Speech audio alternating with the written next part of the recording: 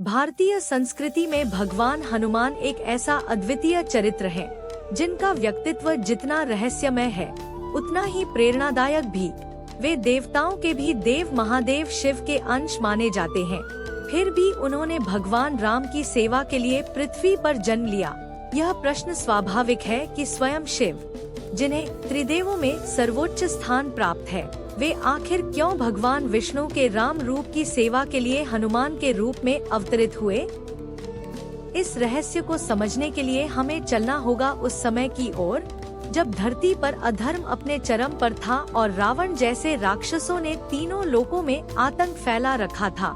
तभी भगवान विष्णु ने मर्यादा पुरुषोत्तम श्री राम के रूप में अवतार लिया। परंतु राम के रूप में वे केवल एक राजा नहीं थे, वे उस दिव्यता के प्रतीक थे जो धर्म की स्थापना और न्याय के मार्ग पर चलने की प्रेरणा देते हैं। लेकिन राम अवतार का उद्देश्य केवल रावण वध नहीं था, उसका एक गहन और आध्यात्मिक पक्ष भी था और उसमें हनुमान जी की भूमिका अत्यंत महत्वपूर्ण थी। पौराणिक मान्यताओं के अनुसार जब भगवान राम ने पृथ्वी पर अवतार लेने का निर्णय किया, तभी महादेव शिव ने भी तय किया कि वे उनके महानतम सेवक और परम भक्त के रूप में जन्म लेंगे। यह निर्णय केवल प्रेम और भक्ति से प्रेरित नहीं था, बल्कि एक दिव्य योजना का हिस्सा भी था। शिवजी त्रिकालदर्शी हैं। वे भूत, भविष्य और वर्तमान को एक साथ देखने में सक्षम हैं। उन्हें ज्ञात था कि राम को पृथ्वी पर धर्म की स्थापना में एक ऐसे सहयोगी की आवश्यकता होगी जो न केवल पराक्रमी हो, बल्कि निस्वार्थ और संपूर्ण समर्पण से युक्त हो। इसलिए उन्होंने अपने रुद्र रूप से एक अंश पृथ्वी पर भेजे जो हनुमान के रूप में जन्मे। हनुमान जी का जन्म वानरराज केसरी और अंजना देवी के पुत्र के रूप में हुआ। वे बचपन से ही असाधारण शक्तियों से परिपूर्ण थे, लेकिन साथ ही उनमें बाल सुलभ चंचलता भी थी।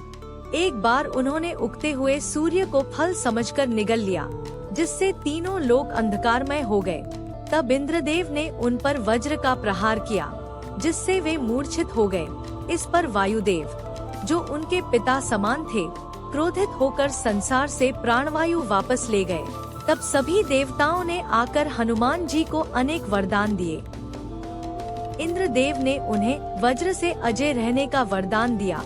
वरुण देव ने उन्हें जल में अडिग और अडूब रहने का आशीर्वाद दिया।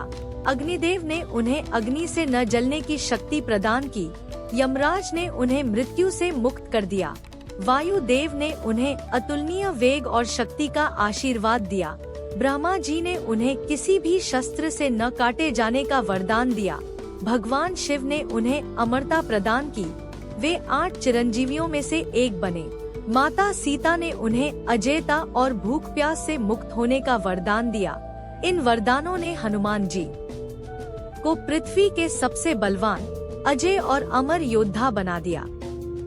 परंतु इन शक्तियों के बावजूद उनका हृदय पूरी तरह भक्ति में समर्पित था।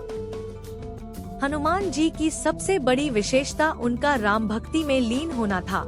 जब श्री राम वनवास के समय माता सीता को खो बैठते हैं, तब हनुमान जी उनकी खोज में निकलते हैं। समुद्र पार करके जब वे लंका पहुंचते हैं, तो उन्हें बहुत खोजने पर भी सीता माता नहीं मिलती। उन्हें संदेह होता है कि शायद सीता जी अब जीवित नहीं, परंतु वे हार नहीं मानते।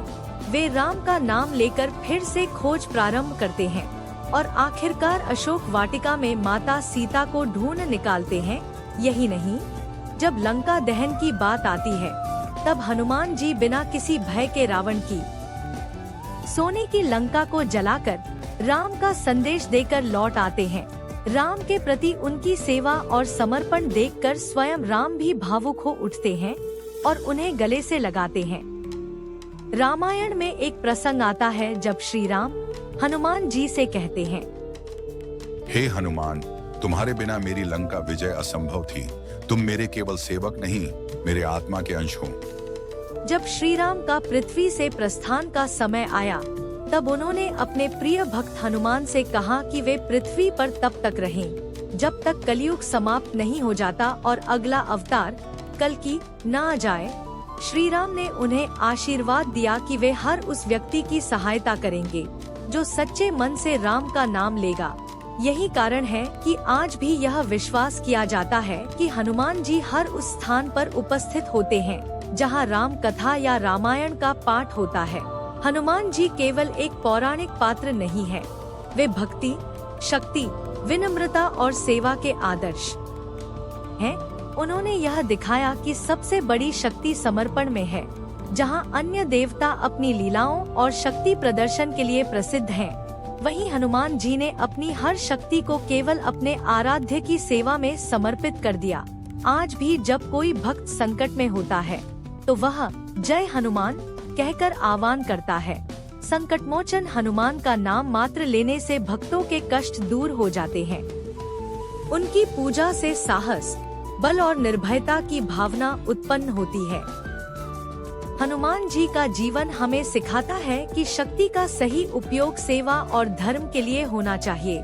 वे हमें यह भी सिखाते हैं कि भक्ति केवल आराधना नहीं, बल्कि कर्म, साहस और त्याग के मार्ग पर चलने का नाम है।